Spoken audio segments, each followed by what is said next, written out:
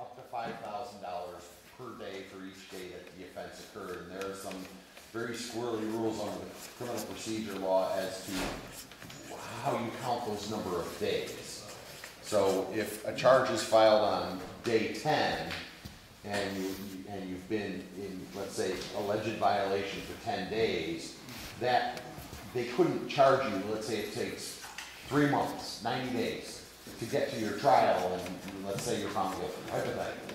Or they couldn't charge you for that 90 days because you haven't been charged for those 90 days. What would trigger a violation? Engaging in natural gas or petroleum exploration activities is defined. Natural gas or petroleum production activities as defined, or natural gas and petroleum support activities as defined. So if you were to lease your land for a staging yard, so that they can do pipeline staging, or as a truck refueling station or something, that could potentially be a violation. If you were to allow drilling on their land, that would be a potential violation. What if I allowed somebody to study the geological map, or requested somebody to study the geology under my land? It depends on how they do it. As I understand how exploration activities are defined, it doesn't prohibit exploring for natural gas. It prohibits exploring for natural gas through core or rotary drilling procedures. So I don't interpret this as preventing someone from doing seismic tests or anything like that, but it would prevent them from exploring by poking a hole in the ground to see if any gas comes up.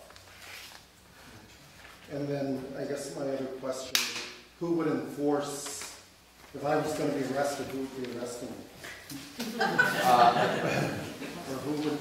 Well, more likely you'd get an appearance ticket, but if there were to be an arrest, it would have to be a New York State licensed police officer. It would most likely be the sheriff, a deputy sheriff. Who would request, who would it be? Would it be the town supervisor? Who would request my... It would, well, as currently defined, an arrest would require an accusatory instrument and perhaps an information, depending upon what the level of the offense charged is and the particulars of it. And under this law, I believe the code enforcement officer is named as the enforcement officer. So they would commence a criminal proceeding in a court of competent jurisdiction. It may be the town court, it may be the county court. That would be a legal decision that would be made. And then the judge would not issue an arrest warrant. More likely they'd issue an appearance ticket, but who knows? And then depending on which court it in, it would either be handled by a special prosecutor such as myself or a district attorney. And who's the code enforcement officer? I think, is it still, it's not, right? No, it's not. No, it's not, okay. You want to know, do you want to put a foot boxing name? No, I'm just wondering who it is. It's a building inspector? It's the same, the building inspector would be enforcing the ban as it's currently. That's the way the law has it.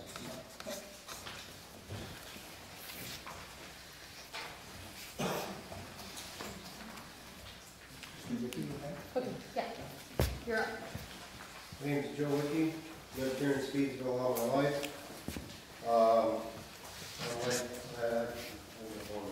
Anyhow, I just wanted to avoid some of these possible lawsuits which are going to come out of this.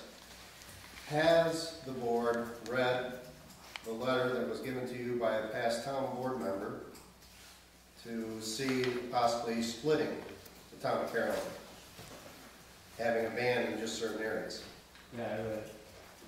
And I'd like to hear some opinions on it. So far, I've heard one person. Has everybody read it? Well, I'm just wondering, because Aaron said that if we send something to you, that it will be read by all of you. Aaron's the only one who read it. No, I think everyone has read it. Okay, I didn't hear you say yes or no. Okay. I'm not Okay, sure. I'd like to hear your opinion. Is it possible? I'm going to ask the town attorney, is it possible? Yes, it is legally possible to have a partial ban or a ban only affect a portion of the town. In fact, in many types of ban situations, including moratoriums, which are temporary bans, That does in fact happen. For instance, if a town is concerned, or a town or a village or a city is concerned about developmental sprawl, or there are traffic concerns, they might put a temporary ban within 500 feet of major state and county highways for high-density, high-rise apartments. So that type of thing does exist. The trick of it is understanding why some areas are selected and some not. You're not permitted as a government to throw darts at a board after being spun around 3 times. There has to be a rational basis for distinguishing between one piece of land and the other. It could be relation to a water body, a state park, population density, agricultural interests. It could be any number of factors, but it has to be rational and it needs to be relatively uniform. So you couldn't do, all right, we're going to allow this parcel, this parcel, this parcel, this parcel, and this parcel to do it. That would be roughly akin to something that would be very arbitrary and in the zoning context. This is a fine line. It's not a fine line, but there has to be some rational basis. No, I said it has a defined line in the letter. Defining line. Okay, right, and what's the basis for the line? Maybe it would be vote. As far as population vote, one side, the other. Would that legally stand? It would be population based? This area that didn't want to ban, the population voted a majority, we will drill. The other side, we don't want to. That probably wouldn't work simply because a land use regulation has to be related to the land. So, you know, it really needs to be about what are the positive and negative impacts and effects of this process upon the town lands, individual hamlets or communities within the town or the town as a whole. The town is also in land use issues supposed to take into account impacts on neighboring communities. You're supposed to take into account county plans. You're mandated to take into account the county comprehensive planning and refer to the county planning department. There's also a provision, it doesn't really apply here, but it sort of ties into the county thing, that you have to look at some of the comprehensive planning issues in regards to major infrastructure projects under General Municipal Law 99, it's like DE or F, I forget which. Most of that pertains to water and sewer, but that is all part of the county planning process. So there are a number of issues. It's not just a local issue when you deal with land use. You have to take into account what are the regional impacts going to be, what are the intercommunity impacts going to be, and since you're on the border, you're going to need to look at what are the impacts in Tioga County, what are the impacts in Dryden, what are the impacts elsewhere. But the differential between the lands, where it's allowed and or disallowed, needs to really be based somehow on the land itself. You're not regulating what people do in that sense, you're regulating how people use their land.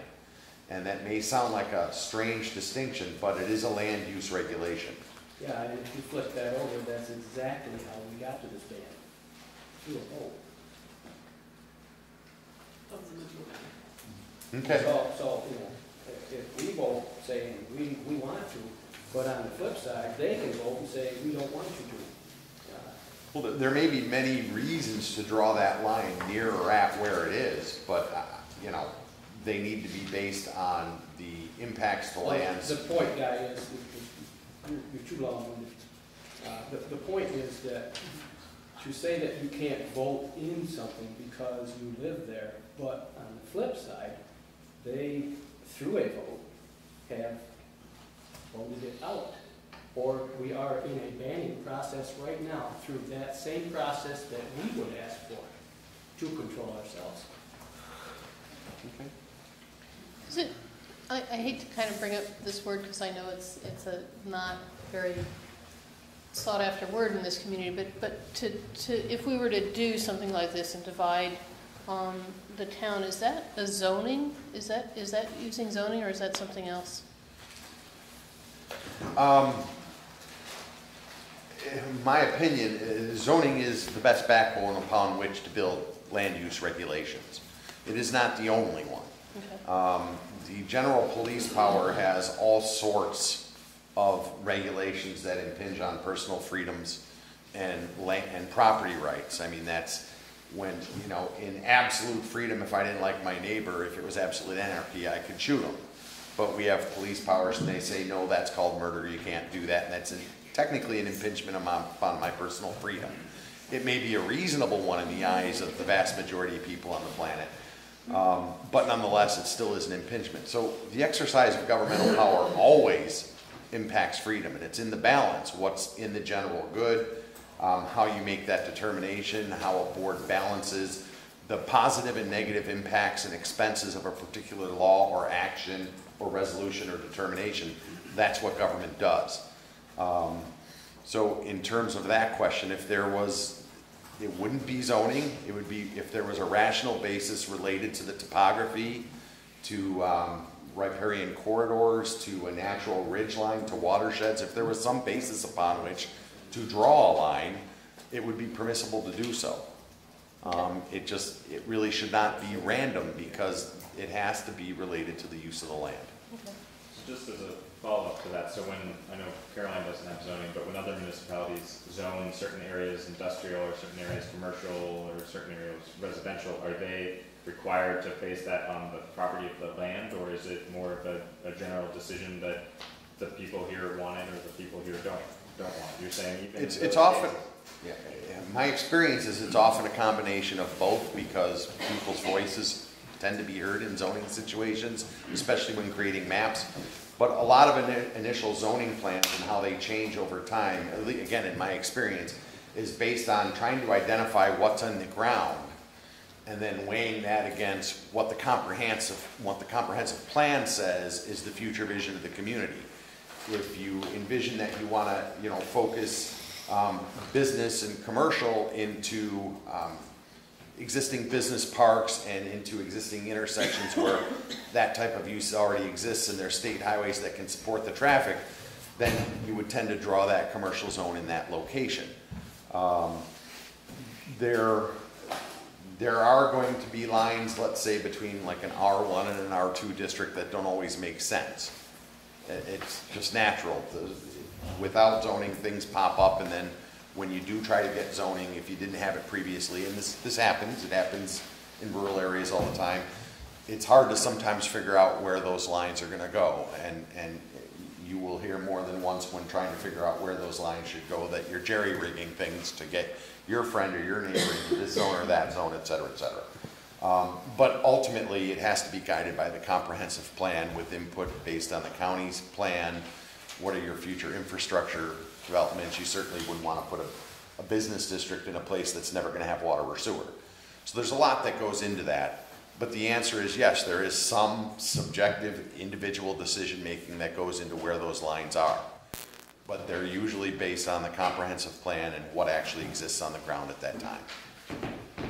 Is that?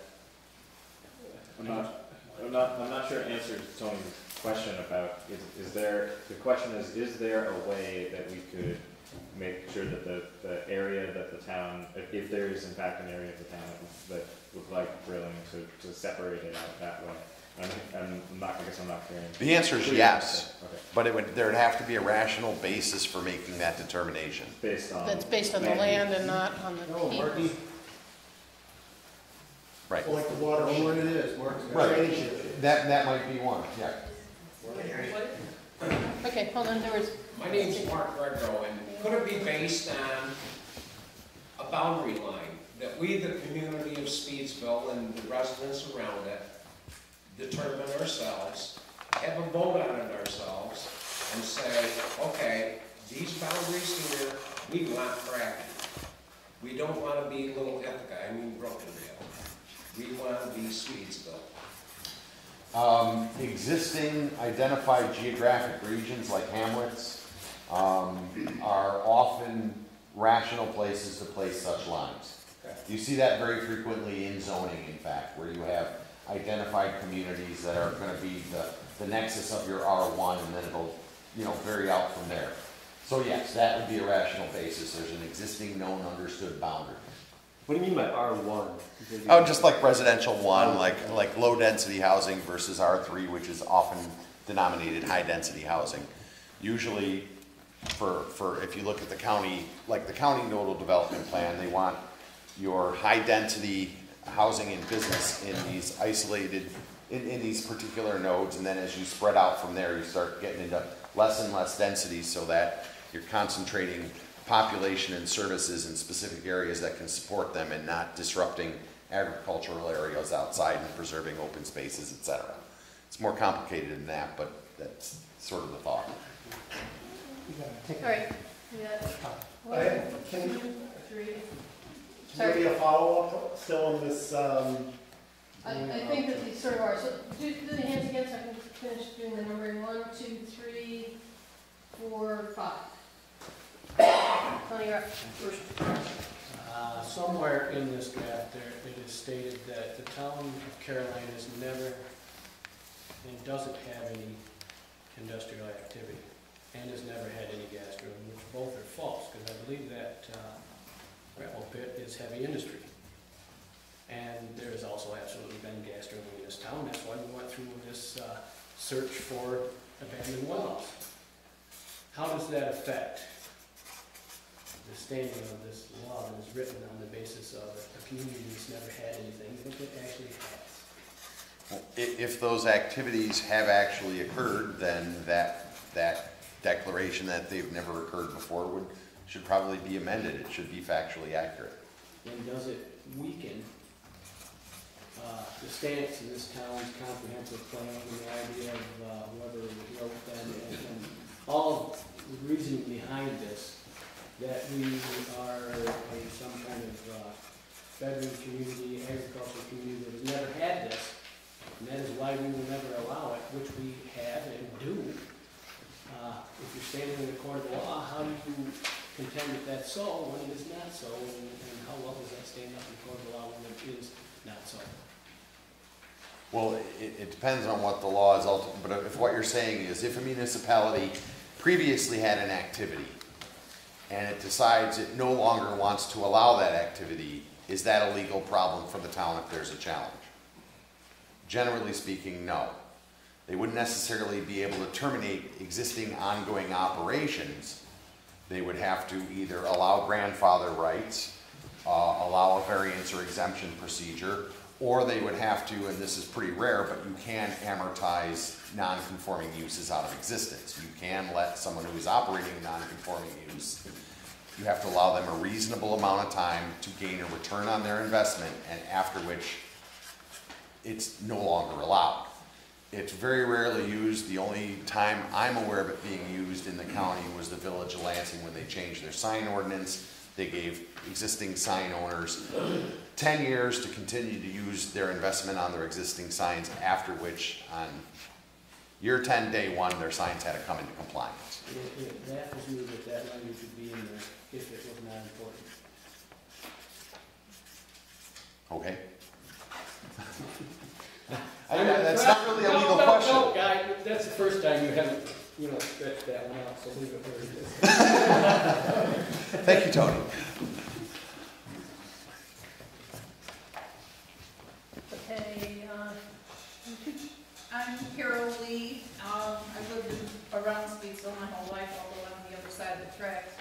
I'm here, just a question involving the fire department. I've been the treasurer for 20 years.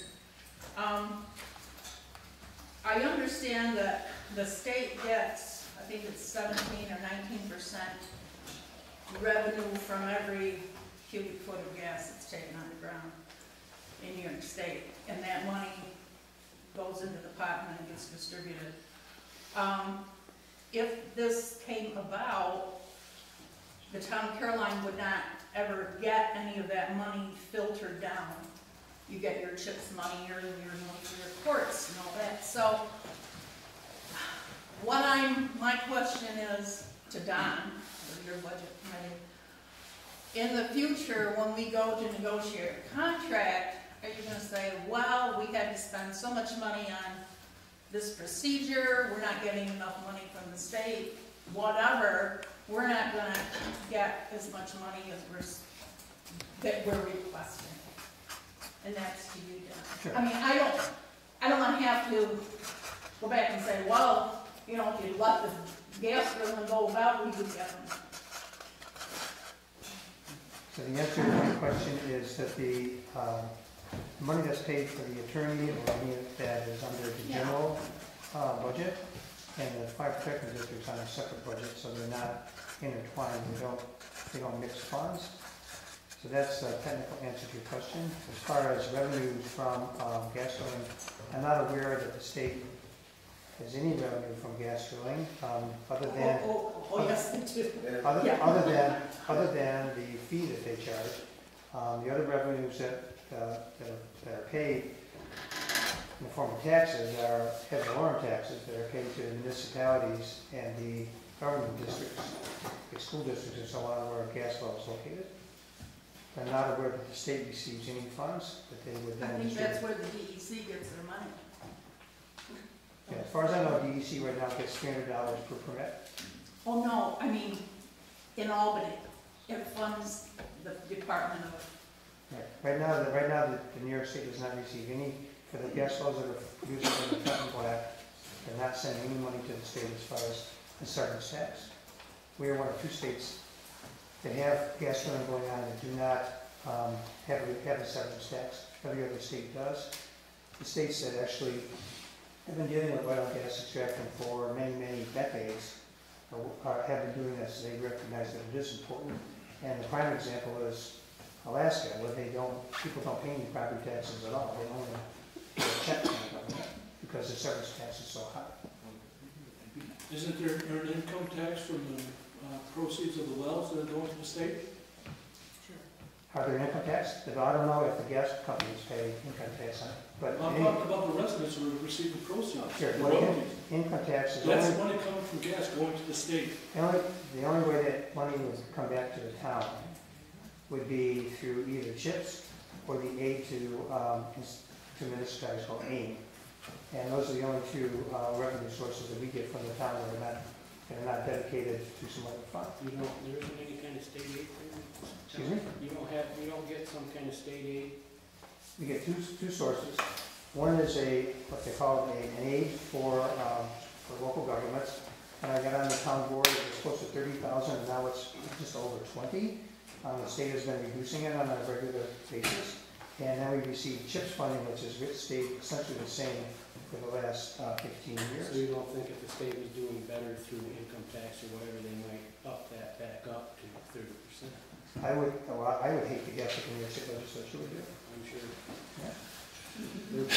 I wouldn't go to the bank with it, I could tell you that. They're broken, they're cutting your budget and the mandates and all that. I remember that.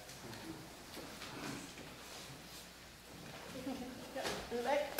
Gary Alice Kobler, and I've been for 25 years or something like that.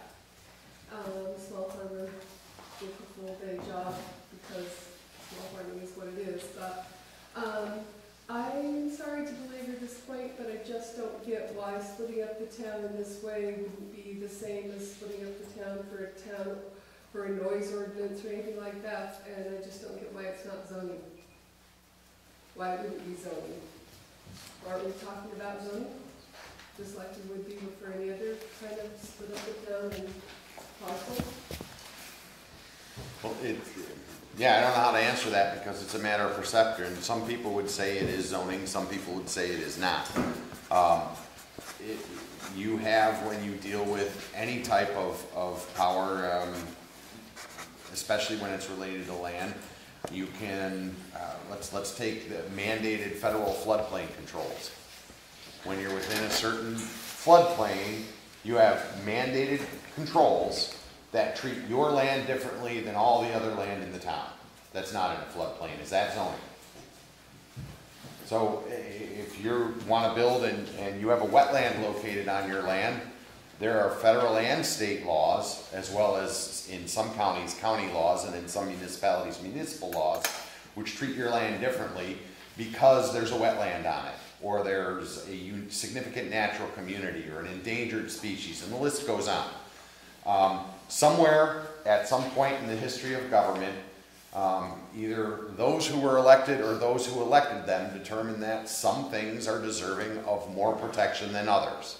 So we have special rules protecting rivers, we have special rules protecting wetlands, we have special rules protecting certain types of natural communities, endangered animals, threatened animals, and for whatever reason, people who have those features or are located in areas where they fall onto those mapped areas, like wetlands, their land is gonna be treated differently. Is that zoning?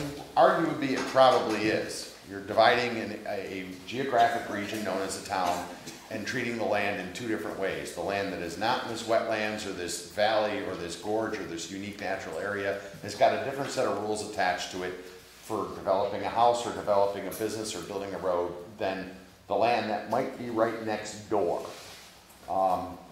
So in a sense, they're all zoning, but this is not a zoning law. You're not creating zones, you're not creating all of the rules of bells and whistles that go into a zoning law. It's simply well, not simply, but it's a natural gas ban, and it can apply like any other ban or any other moratorium, either on a part town or a whole town basis, or if it's not approved, it wouldn't apply at all. Can I do a follow-up on that question? Sure.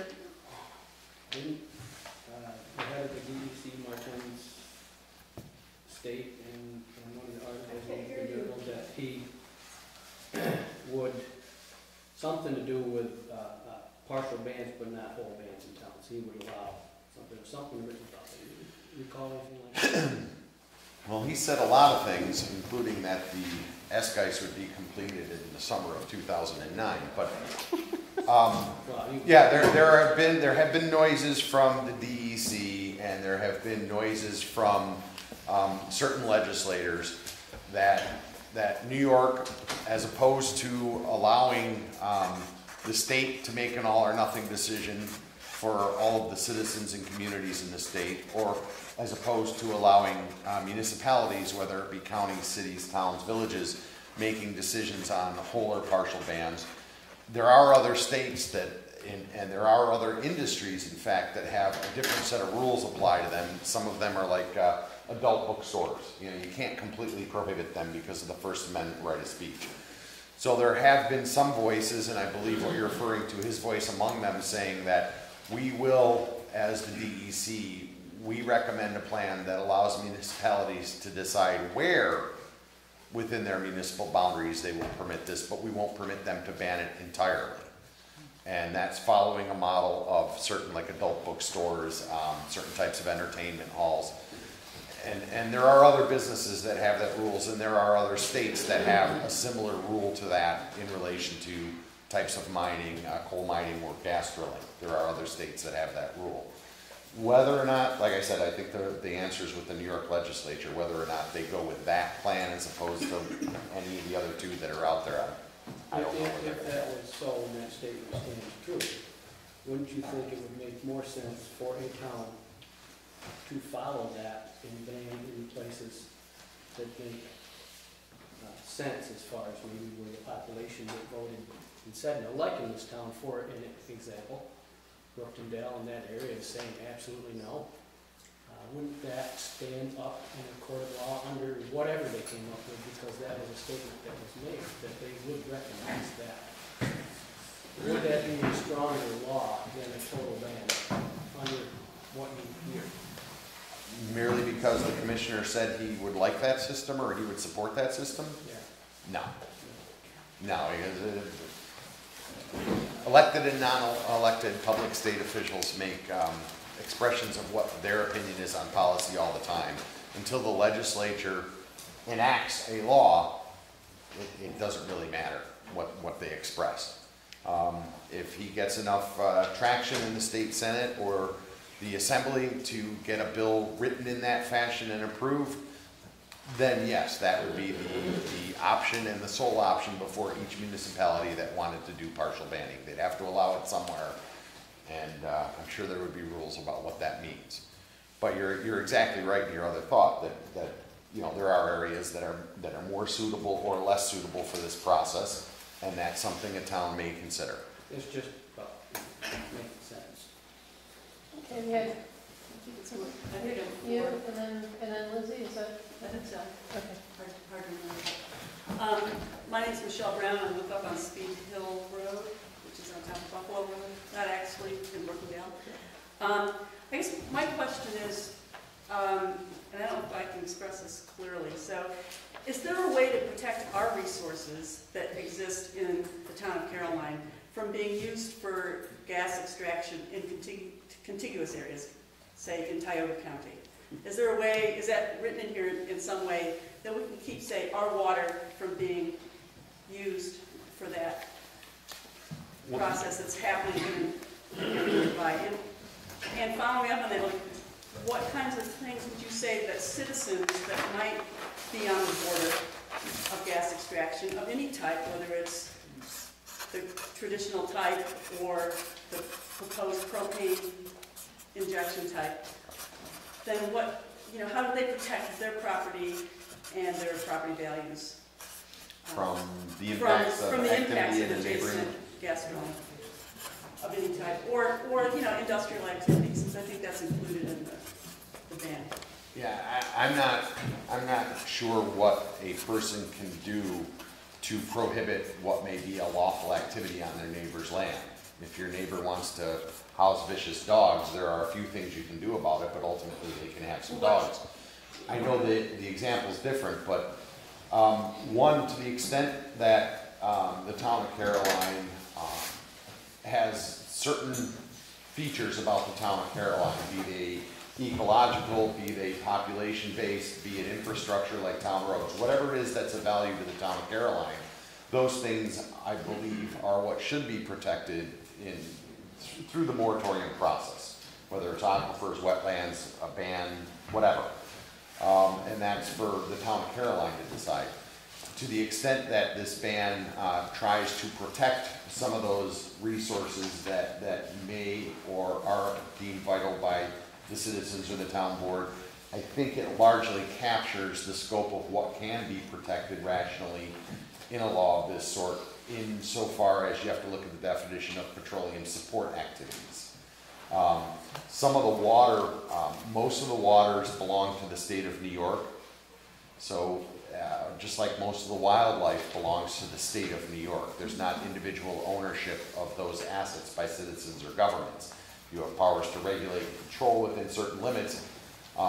So, you know, we don't fall into some of the watershed rules that affect, like the Susquehanna or the Chesapeake, where there are separate levels of government, almost administrative corporations, that have control over how much water is removed from these waterways. A lot of these creeks and streams don't fall into that direct jurisdiction, even though they may be in that basin. And that is a battle that's currently being fought in Pennsylvania.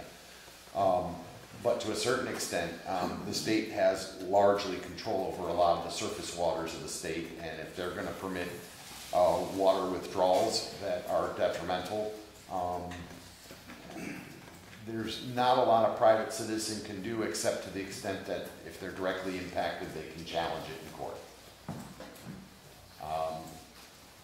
You know, petition your local assemblyman or senator. I don't know, but the water belongs generally to the state, as does most of the wildlife. So. Okay. We have a question here, then we have Bill Crispell, then you. She was next. Yeah, I know, because you're next, and I'm just filling in the stack. Okay, so go ahead. Okay.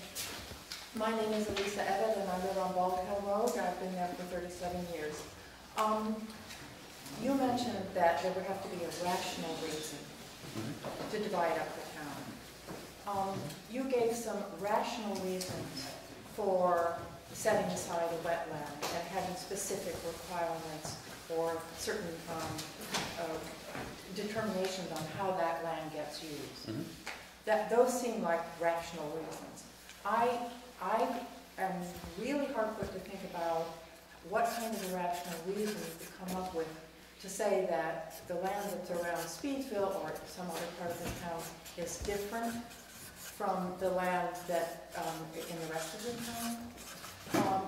I am wondering what kind of deliberative process the town would go through in order to determine, in order to come up with a rational reason for separating part of the town from the rest of the town, and having that exempt from the ban.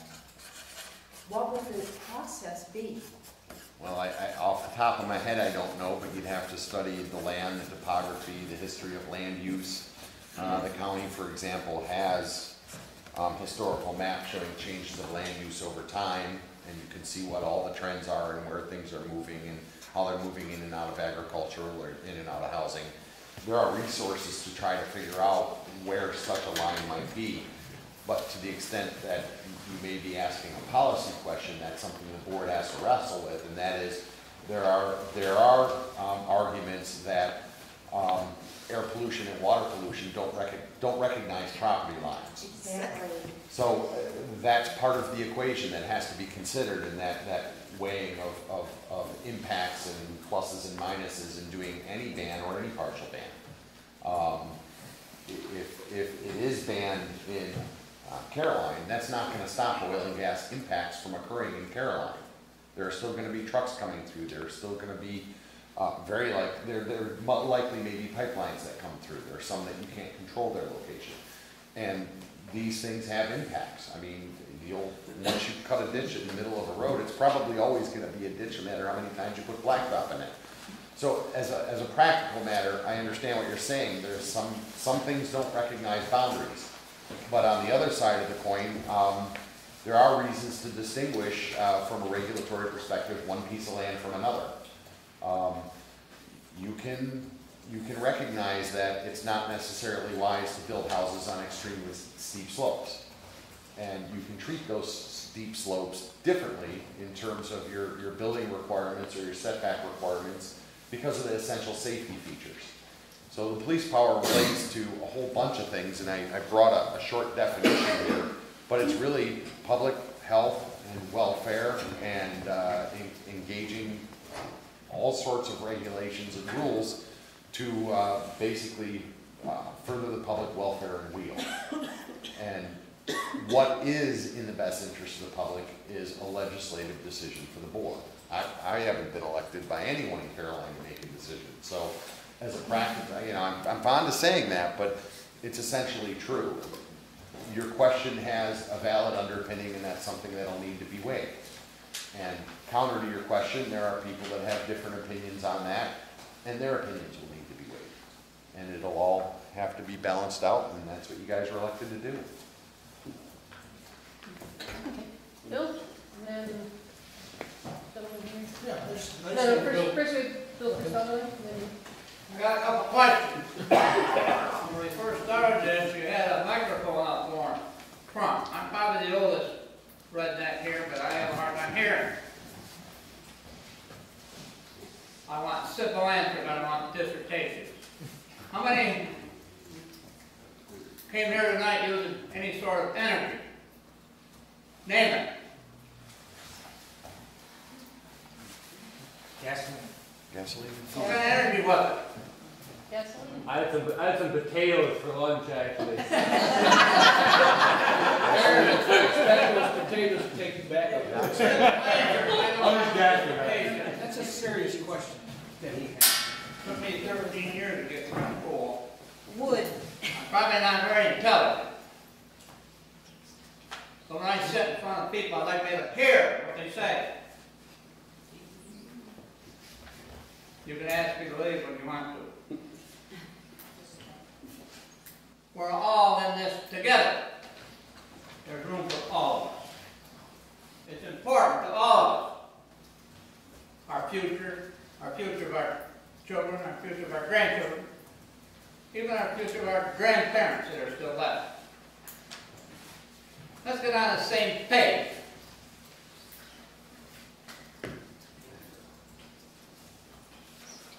Have you introduced each person here and what their authority is and who they are? I come in late because I have to still work for a living. Yeah, we did. Yes. Yes, we did. Okay, I'm sorry for that. That's all right. If you want to come up front, you might be able to hear better. You want to come up front here? You might be able to hear better. Gets pretty deep up there.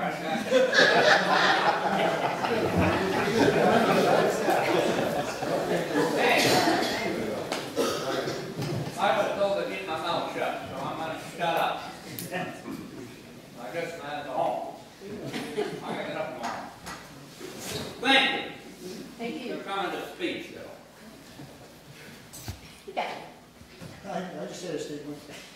Ken Watkins in Berkshire. You want to ban the extraction of natural gas, and most of you use natural gas, I suppose, to heat your homes, or use propane, burn gas in your car. If you're against the extraction of natural gas, you're probably against all kinds of fossil fuels. So why don't you just ban the usage of natural gas in the county, whatever it is, because you are contributing to someone else's pollution, or polluting their water or their air. So you're a part of the problem because you're using it. And if you're that much against it, you should probably ban the usage in the county and maybe get a windmill, a horse, and a wood stove. And that's all I have to say. Thank you. Okay, who's next? John Somebody- Conklin. Oh, John Thompson, okay. I would like to get it left Yeah. on the line. John, sure.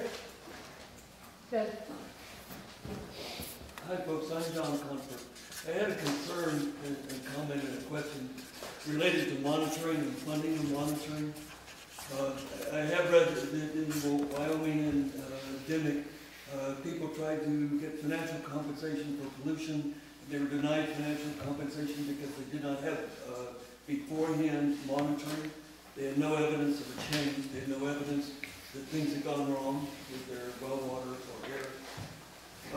I have also read that the governor did not propose, and the state did not propose any extra money in the DEC budget for monitoring or any employees related to fracking, and that these people would be hired only on funds that came out of fracking.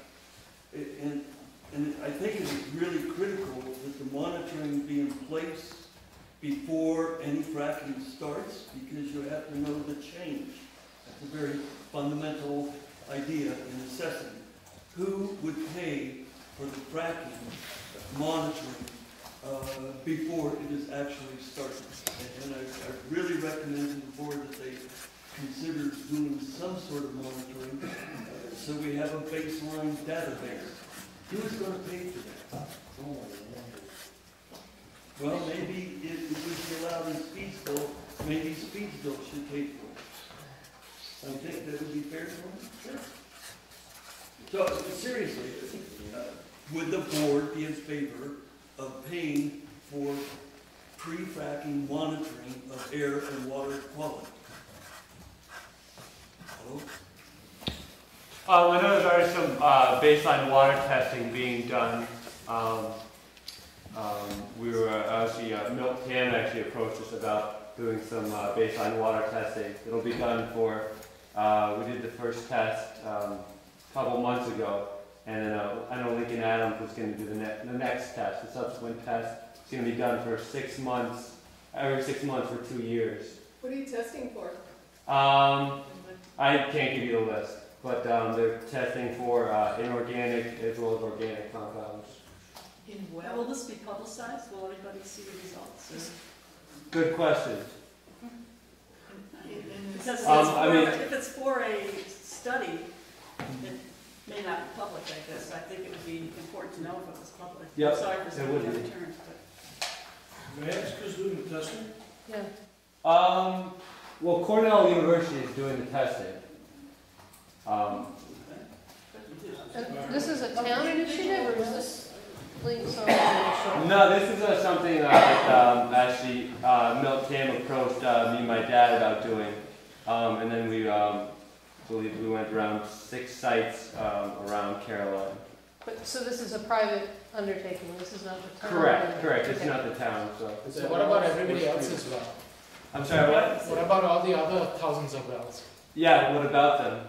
I mean, Yeah, who's going to pay for testing? No, it's a good question, and tests are really expensive. Yeah.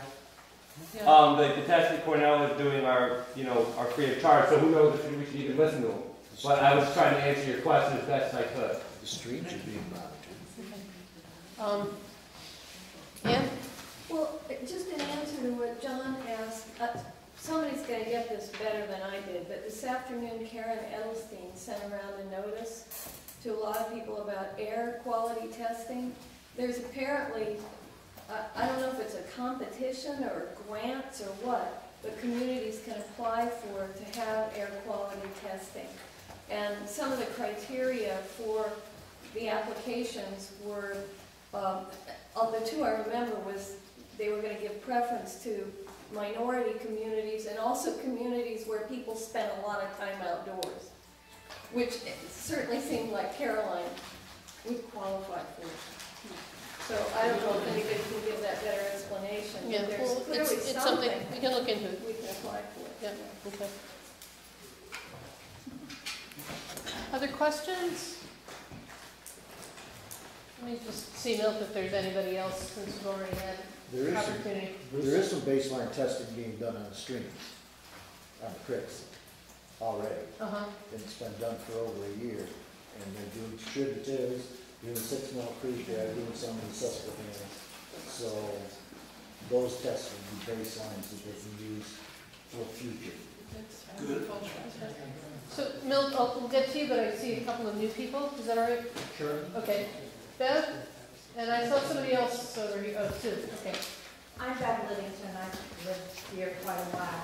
My question is, we do the ban, and the gas company in New York says we can drill. The companies come in here, we get in a dogfight with one of these companies. Who's paying for that? I don't want to hear that it's the taxpayer. I want to know who's going to pay for that, because that could happen. Well, ultimately, I know what you don't want to hear, but if the town is engaged in litigation, either offensively or defensively, maybe it's seeking an injunction to stop the driller, or maybe the driller is challenging the validity or application, the ban, or the denial of the hardship exemption. If the town is engaged in litigation, the town needs to fund that litigation. So how they fund it, and if it's a, you know, if it's $30,000 or a penny, it is going to come out of the general fund. And I'm with this guy, maybe the people who did the petitions, maybe they're the ones who should be paying. That's right. But I'm a little confused on your question. Were you? I'm concerned where the money is coming if we have a ban. And then if the town gets sued, or are you talking about the interaction between a landowner and a gas company? No, I'm talking about the town, because if they ban and the gas company comes after the town, it's going to be the town they're going to sue. Okay.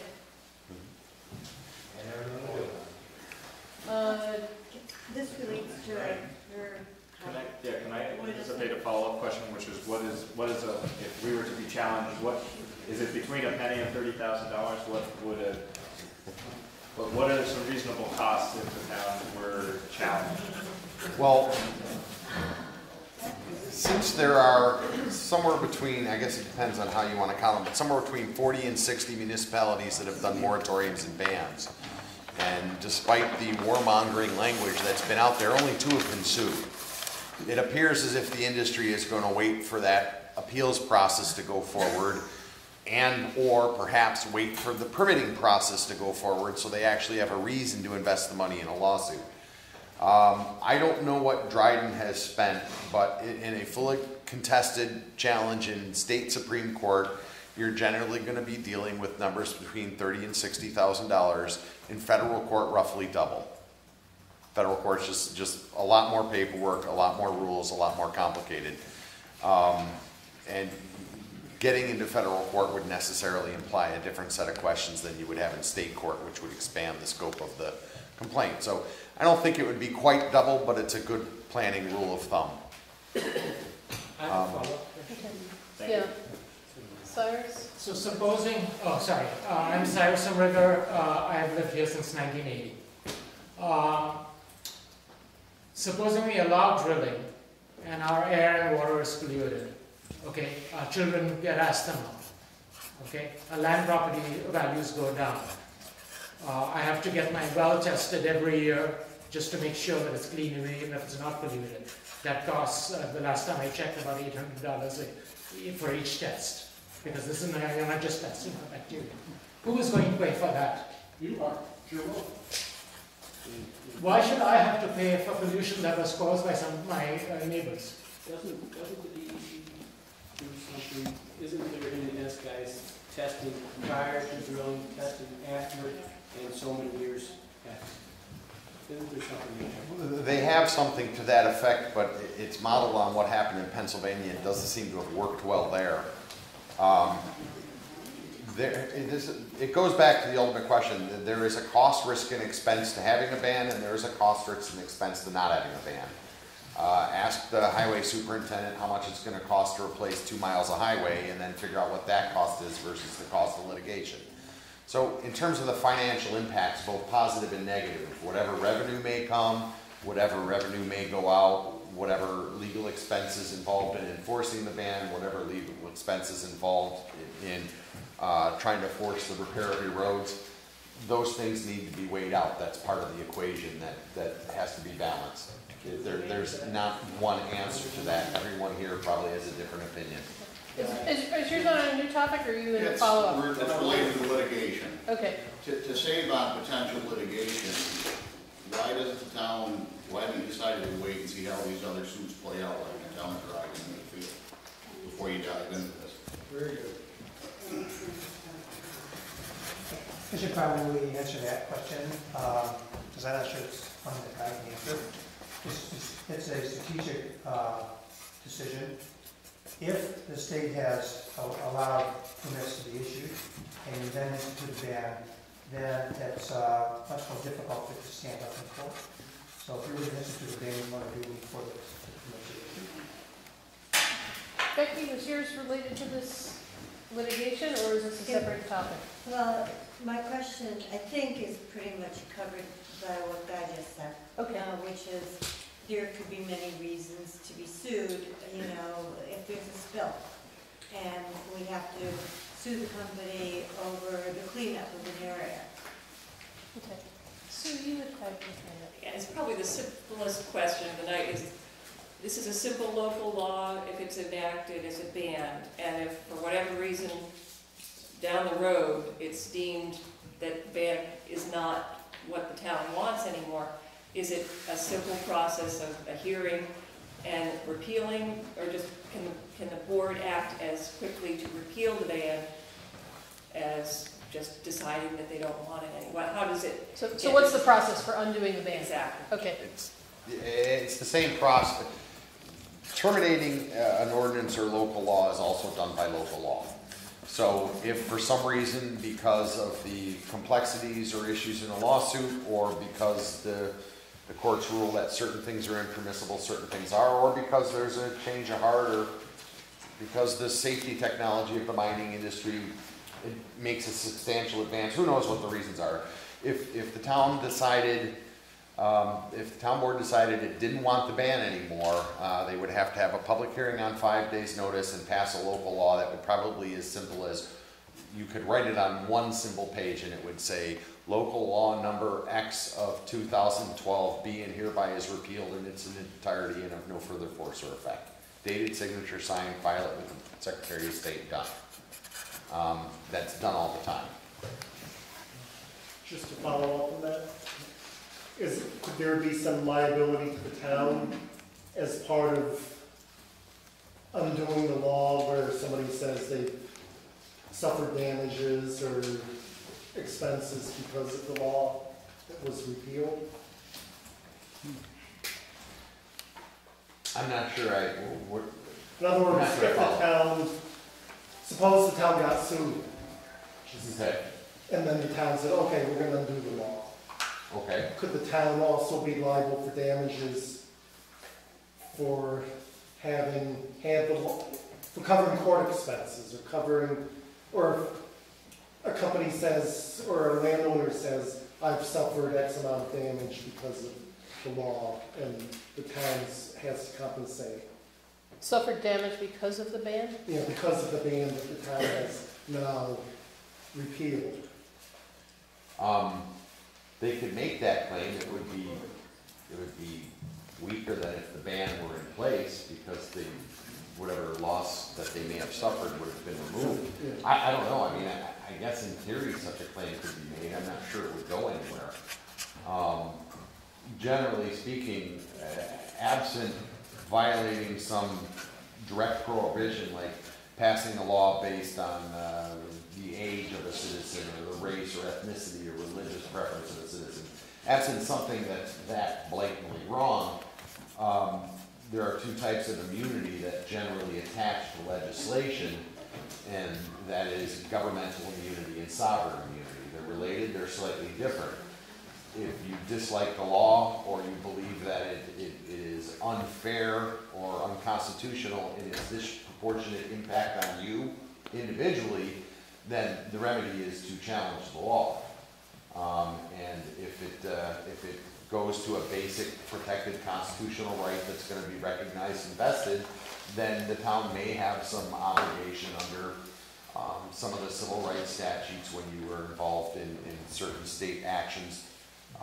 Section 1983 comes to mind, certain types of civil rights claims. You'd have to rise to that level. But suppose the Court of Appeals decides a municipality can't ban gas development, but the town has banned it. Well, the law would be invalid at that point. I mean, it would be unenforceable. It might be on the books. I would highly recommend it. Would the town at be that point open to any lawsuit having passed the law that it has now been overturned? I mean, theoretically, yes, but it's difficult to imagine the scenario that would cause that. As you're aware, the Supreme Court, among many other courts, frequently look at the validity of laws, and some laws are struck down and some laws are upheld. I'm not aware of any claims for damages arising from the first round of Arizona immigration laws that were filed against the state of Arizona. There may have been some, but generally speaking, those types of claims don't go. The right of the citizens to challenge or not challenge the legislative action itself. And again, there's a very limited, narrow exception for when that legislative power is used in violation of civil rights. So trying to regulate land and doing it wrong doesn't necessarily create liability, but regulating land where you're going to allow citizens under 25 to do one thing and citizens over 25 to do another, yeah, you have liability for that. That would be a civil rights claim. So I'm not sure where the line is. You could sue for anything, but I don't think that that's a realistic basis for liability for the town. Yeah. I have a question. I might have misunderstood what you just said. Did you say that if the town goes through and does the ban, but the state says you cannot ban, this law is thrown out? Is that what you just said? Well, if the Court of Appeals, let's hypothetically say the town adopts the ban, and the Dryden and or they're going to be combined, but let's say the Dryden and Middlefield